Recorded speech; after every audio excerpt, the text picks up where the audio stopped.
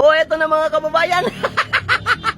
May nag-comment na sa content ko about dun sa rally nila kahapon. Ang sabi dito ni Destroyer, pruweba naman taga-bukid. Baka puro chismis ka lang.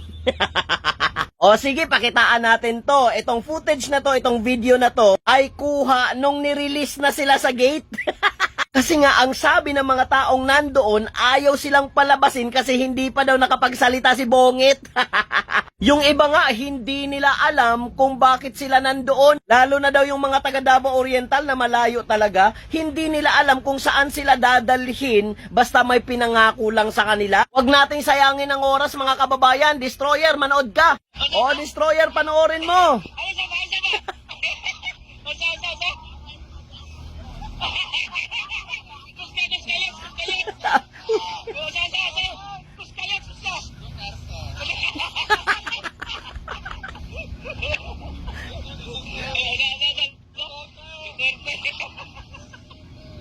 Duterte.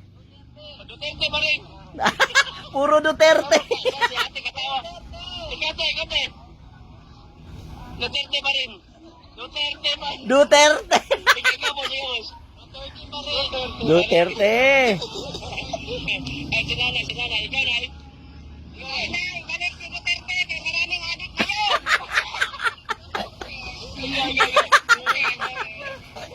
Woo! Ayan na, Destroyer. Okay ka na. Dumadami na ang adik.